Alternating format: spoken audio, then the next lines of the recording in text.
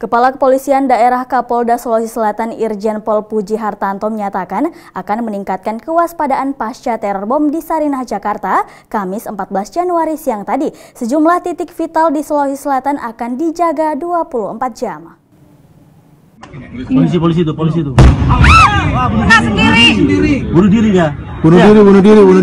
diri.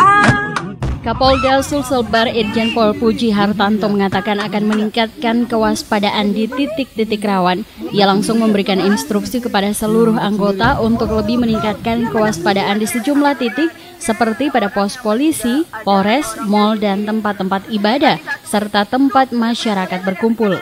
Puji Hartanto juga turut prihatin dengan kejadian yang menewaskan anggota polisi dan masyarakat sipil di Jakarta. Ia menambahkan ia akan menyebar informasi ke seluruh Polres dan Polsek yang berada di wilayah Sulawesi Selatan dan Barat untuk selalu waspada dan mencegah kejadian yang terjadi di Jakarta.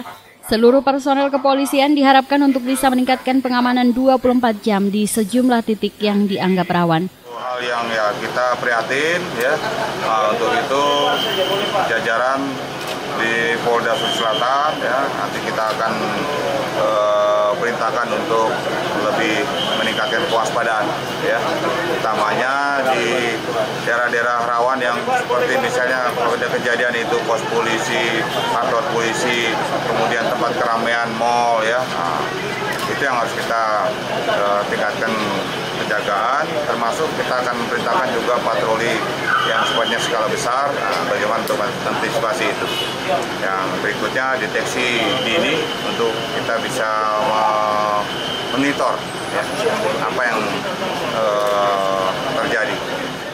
Kapolda Sulselbar Irjen Pol Puji Hartanto juga meminta agar masyarakat Sulawesi Selatan tidak terhasut dengan isu ledakan bom yang terjadi di Jakarta. Ia mengajak masyarakat untuk berdoa dan berharap agar kejadian seperti ini tidak berimbas dan tidak masuk ke wilayah Sulawesi Selatan. Dari Makassar, Aksa Arsyad, GoTV memberitakan.